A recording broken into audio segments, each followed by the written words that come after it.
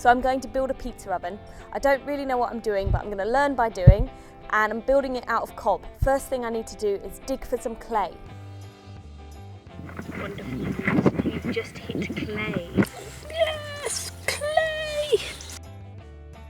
With the clay, I mix sand and sometimes straw, depending on what part of the pizza oven I'm making. Do you want to explain what you're doing? Squidging it all together. Sand and clay and water. And then what? And then we're going to put some straw in. Probably doing about 60% sand to about 40 clay at the moment. So today we've made quite a lot of progress.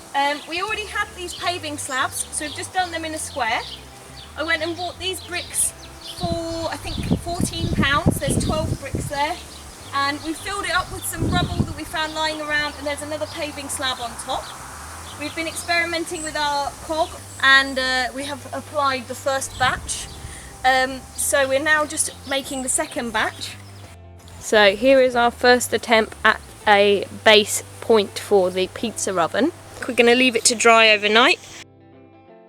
So we finished the base, and then we took wine bottles and we laid them out across as closely as possible on the base, and we encased that in cob.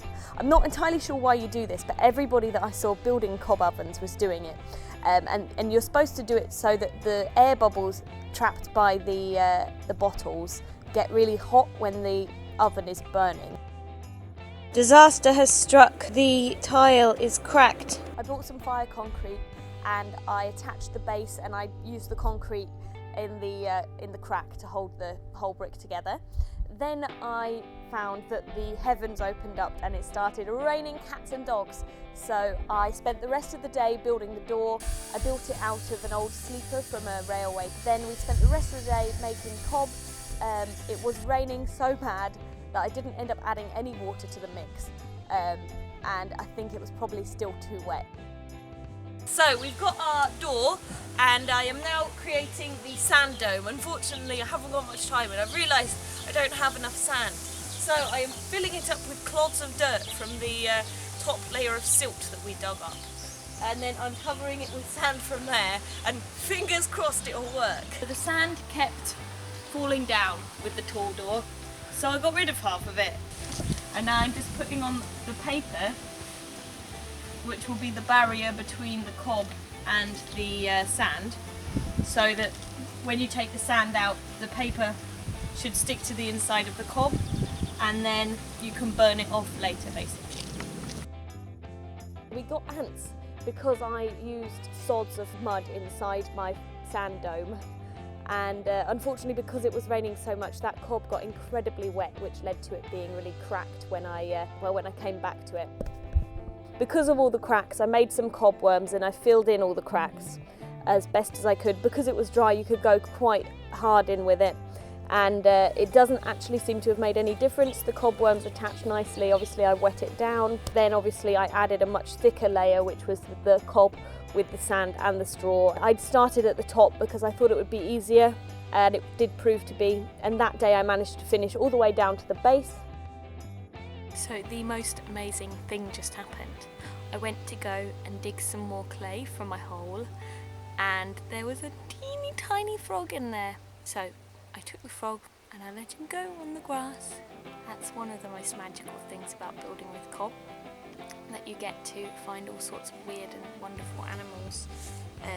So like that tiny frog, ant's nest in the cob oven, and we found some beautiful butterflies, lots of worms, and some caterpillars too.